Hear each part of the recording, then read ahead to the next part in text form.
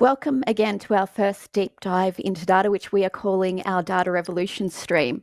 Now, it's a bit deceptive. Data does create a revolution in the way that we think about identifying needs, program planning, policy making, service delivery, empowerment, monitoring and evaluation more.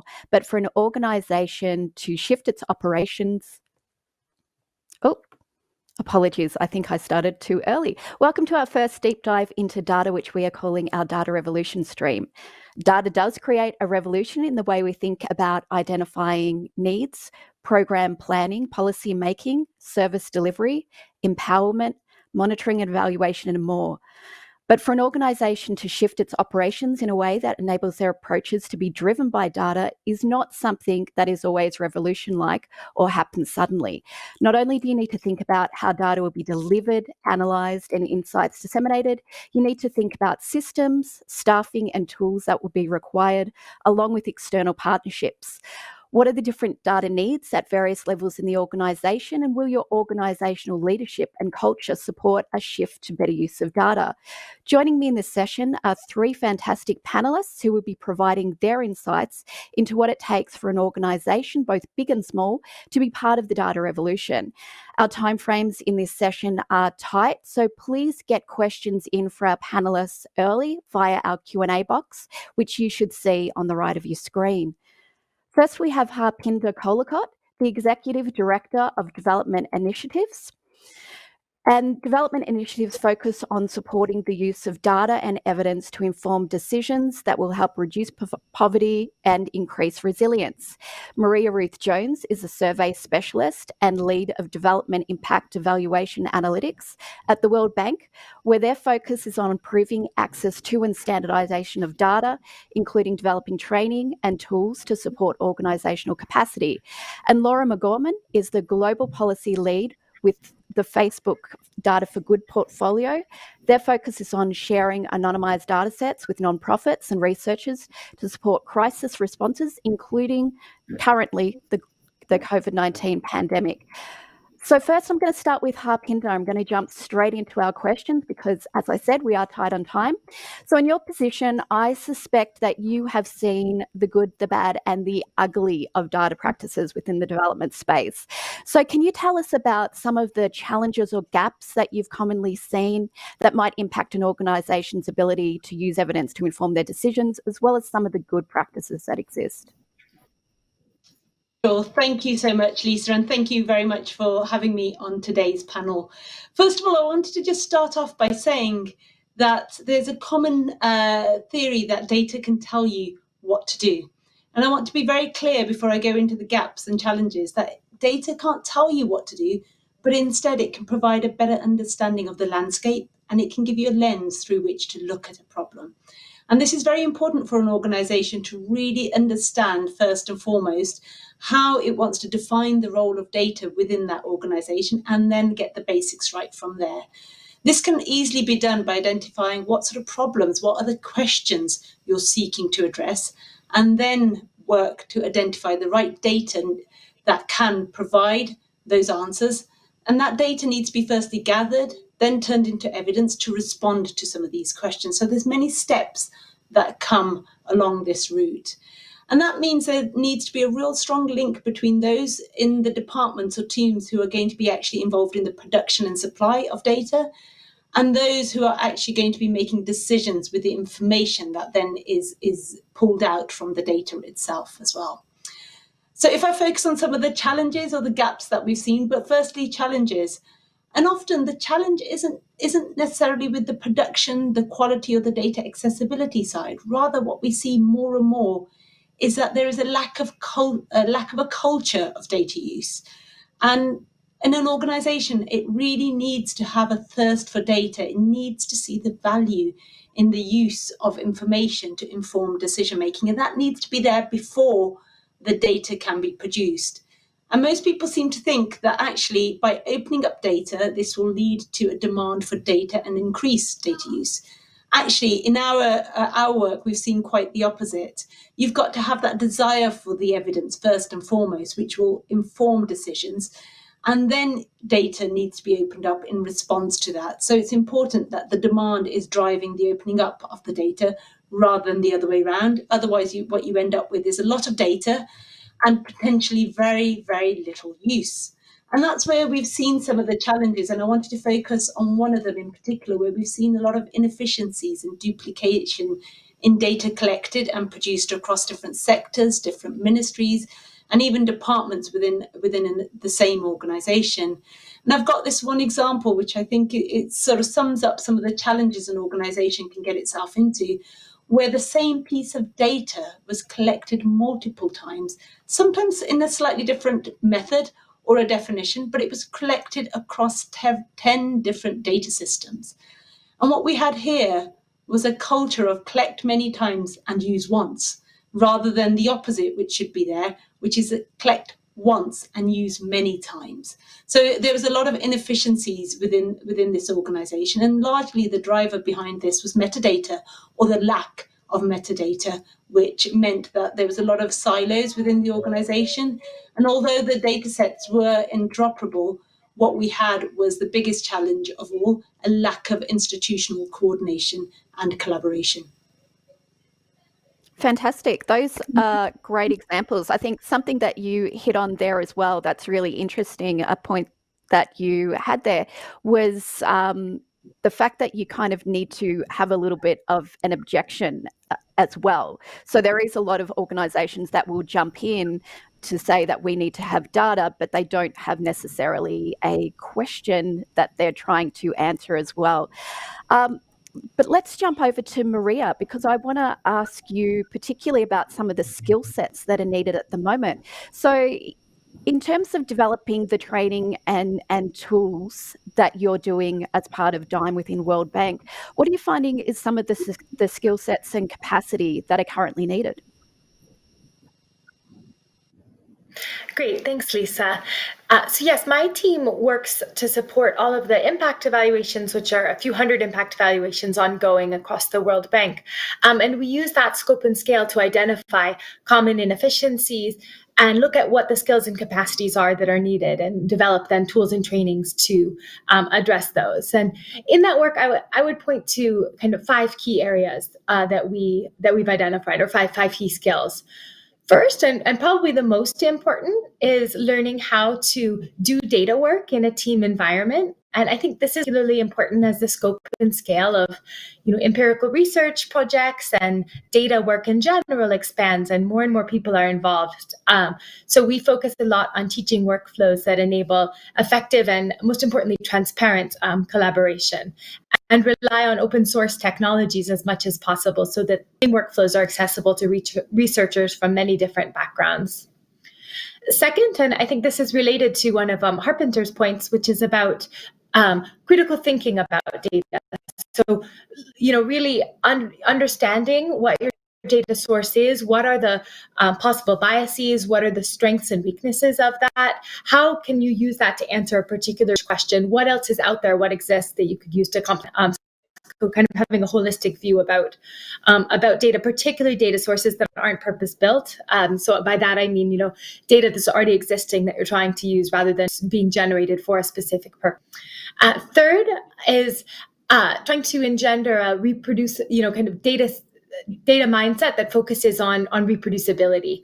That time, before any paper is published, for example, we verify that the analysis can be exactly reproduced by a third party, which requires that all the code is well organized and transparently documented.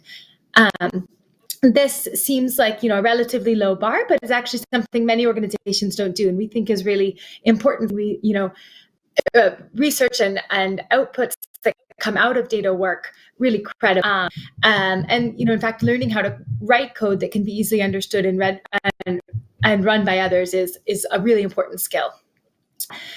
Then it's also, I think, quite important to learn about generating high primary data. So we rely a lot on surveys, and the analysis and all of the data work that goes on can only ever be as good as the underlying data. So if you have a poor quality data set, you're going to be extremely constrained in the type of work that can be done with that. So we've developed a lot of tools and trainings around how to effectively design, manage, and supervise surveys. And those we've seen a lot of global interest in. For example, we ran a course last summer on managed successful impact evaluation surveys, which had broad participation from all regions. So a lot of interest, and I think a lot of important developing skills around effectively generating high quality data. But the last point I want to make is that, I think increasingly the development community is looking towards alternative source data to complement traditional surveys, and particularly in times like the present, where having people on the ground is particularly challenging to collect data in person. So looking at things like remote sensing, crowdsourcing, administrative records, and more. So many of these, being able to take advantage of many of these newer data sources requires data science skills that have, I think, been less common traditionally in the development sector. And so that's something that we really value and look for, is people that have backgrounds in more computer science and data science, as well as more traditional economics and development backgrounds as well. So let me stop there, but I'm happy to, of course, go into any of those in more detail if time allows. Fantastic. No, thank you. Now, Laura, I want to jump to you as well because of your perspective from outside the development space. Now, you work with nonprofit sector, which obviously does face a lot of challenges with funding to support internal systems that would allow data to be used to its full capacity, which is where the likes of Facebook and other private sector partnerships come in handy. So I know that Facebook is releasing new tools today targeting the economic recovery from COVID-19. Can you tell us more about this as an example of how it can support organisations to better use data, particularly in the pandemic response supporting low and middle income economies? Absolutely. And thanks so much, Lisa, Harpinder, and Maria for setting up such an excellent discussion. As Maria just described, increasingly in the context of the COVID-19 pandemic, we're seeing huge amounts of interest in non-traditional data sources. Because as Maria so said, it's so hard right now for humanitarians to be in the field to collect data as they would typically do in a house-to-house format. And generally speaking, collecting data in that way has also always been costly, always been hard to do at scale. And so the Facebook Data for Good program has been in operation for nearly 4 years now, and we're trying to complement traditional data sources with non-traditional data sources from artificial intelligence and from social media to help humanitarians do their work better. It's been an incredibly busy time for our team during the COVID-19 pandemic. We've gone from a modest set of partners in 2017 to 100 partners at the start of this year to over 430 partners in 60 plus countries now. And for the first half of the year, we focused primarily on tools to help with the public health response of COVID-19. So this took place in terms of trying to build better forecasts with artificial intelligence at what caseload might look like at a county level, as well as building better tools to better understand how communities were responding to things like lockdown orders and stay-at-home measures. Now, the benefit of working so closely with humanitarians around the world is that we hear from them all the time. And so what we've heard in the past few months in particular is that we need better tooling to better understand not just the public health effects of the pandemic, but the economic effects as well. And so today we're announcing 4 new sets of data as well as insights designed to better address questions of economic security and food security during the COVID-19 pandemic. The first is called Business Activity Trends, which aggregates information from Facebook pages around the world. In all of our communities, probably your favorite restaurant or maybe even your church group has a Facebook page, and you can aggregate information from these pages around the world in real time to better understand what sectors and which types of organizations are being hardest hit by the pandemic in terms of being able to stay open, or maybe some have to temporarily close or change their operations. So we can monitor those things in real time and share that information with decision makers and economists to better understand what sectors need the most support. We also have a set of commuting zones, which are a view into real-time zones of economic activity. Because we know that across administrative boundaries, we don't always know based on where people officially live, where they're spending the majority of their time and where they're spending their money. I live in Washington, D.C., but I used to commute to Northern Virginia for work. I used to drop my son off actually nearby in Maryland for daycare. And all of this has an impact on where I spend my money and what that means for local economies nearby where I live. And so we're able to create real-time zones of economic activity called commuting zones that help economists better understand how communities and non-traditional zones of economic activity might recover from downturns. The third set of tools we're releasing today are new economic insights from a global survey that we've been running on the Facebook platform in collaboration with Carnegie Mellon and University of Maryland. And this started as an effort to better understand where in the world people were experiencing COVID-like symptoms.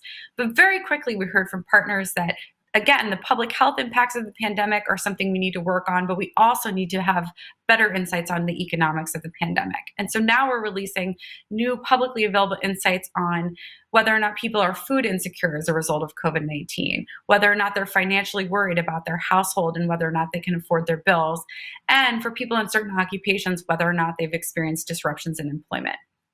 And lastly, we're releasing new results from the Future of Business Survey, which is a small business survey on the Facebook platform run in collaboration with the World Bank and the OECD that specifically asks small business owners on Facebook whether or not they've had to close their doors, whether or not they've had to lay off staff. And we also ask unique questions to women-owned small business. And we found really startling things from that particular data set, finding that women entrepreneurs have actually been spending twice as much time doing domestic responsibilities in the light of the pandemic.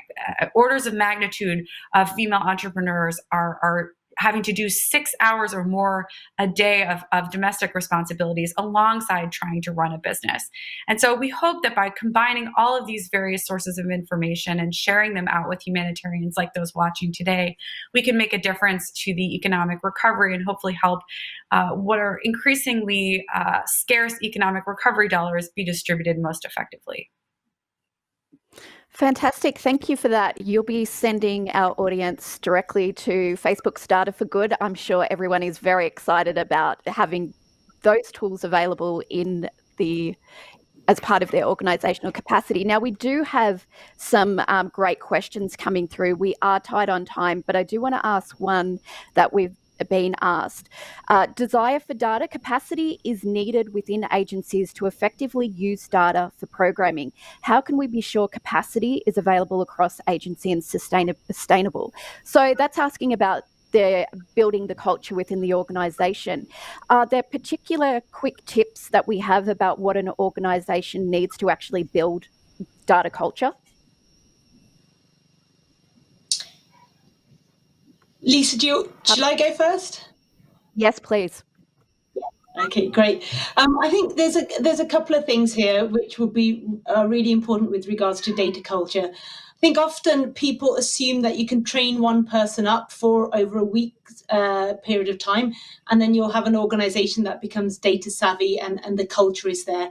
That doesn't ring true, unfortunately.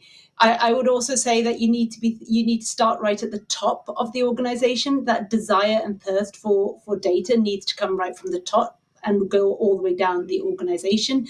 And secondly, you need to actually work alongside the organization for a longer period of time to build those skill sets at different levels. So it isn't about employing a particular team or an individual within an organization, but really thinking about how does data become part of the ethos of the whole organization. And should this be a continually evolving process as well to make sure that an organisation's not saying, hey, we've done data, tick in the box, let's move on? Do you keep on needing to change those goals to ensure that you're thinking about getting the most and using the best tools and resources constantly? Technology is always changing, I think, and I'm sure my other panelists can comment on that better. But it's such a critical part of the equation that we're always updating technology, but also new skill sets. I know that Maria mentioned data science as well, but I'll let them come in on that. If I can come in here, Lisa? Yes. Great. So I would say, yes, that the skills that are needed are constantly evolving, and the focus on data really needs to be an ongoing initiative. For example, within Dime, we created a team that specifically focused on supporting all of teams on how to improve data quality, data research transparency, and reproducibility. And that, that was in response to the fact that teams were having, many of the same issues and concerns come up over and over again, but also that we recognized that a lot of the trainings that we were doing would be useful to offer more broadly and offer publicly. So I would also just, say that there's a lot of tools out there for, people that are interested in improving their skills around data to use both tools in the way of open source softwares, but also accessible trainings and resources that can help. But it really needs to be an ongoing commitment from the institution to improve the quality of data and the way that it's actually being used within an institution.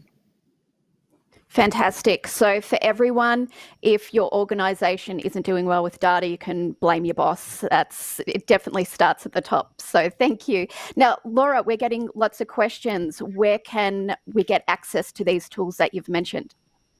Sure. So the survey data that I reference is actually publicly available, and we have a page on Humanitarian Data Exchange. If you go to United Nations OCHA, do Humanitarian Data Exchange, you can search for Facebook. You can see all of our publicly available data sets there. The two data sets that I referred to at the beginning, business activity trends and community zones, require a license agreement, but you can email us at diseaseprevmaps@fb.com. And if you're not already onboarded, actually many humanitarian organizations, as I said at the beginning of the call, we have over 400 that we partner with, already have license agreements. So it could be you're part of a group that already has an agreement with us. But if you don't, we can certainly get you set up with one. It's open to all nonprofits and universities around the world. Fantastic. Now, we are tight on time. Unfortunately, we haven't been able to get to every question, but we are collating them, and I'm looking at doing a follow-up article for Devex to help answer those questions. So please feel free to keep sending them through. But just to wrap up, I'm going to ask all of our panelists for a quick tip, maybe 30 seconds or a piece of advice on what our audience should be doing to make better use of data. So Harpinder. I would actually finish off by saying collaboration is essential to strengthen the data ecosystem, and it's been great to hear that today. That means collaboration within organizations, but also between organizations as well. And it's so fundamental that we look at how do you translate data into information and then link it to the problem that people are trying to solve. Fantastic. Maria. I would say that it's really important to focus on data quality and throughout the whole life cycle of the data. So how the data is captured, what the sample is, what the potential biases are, really understanding all that goes into the creation of a data set before actually embarking on analysis is super important for doing credible analysis. And of course, it's credible analysis that we want to influence policy. Fantastic. And Laura, your quick tip. I would say my quick tip is focus on the migraines that you're having. We say in product development, a good product solves a migraine, not just a headache. And so if you're able to solve a really big problem with novel data, I think it creates a different institutional set of incentives to use data like that in the future. So start with the big problem that you're trying to solve. Things like our population density maps. I think a lot of people think, hey, population data exists. That's what we have census data for. But turns out that really detailed population statistics are still in very low quality around the world. And so in the Data for Good program, we try to tackle really big problems and start with some of the biggest gaps rather than maybe more sexy, bespoke problems. And if you start with the big problems and attack them, it can be the beginning of a really exciting data culture. Thank you. Now we are out of time. Thank you all for joining us, and please continue following our Data Revolution stream.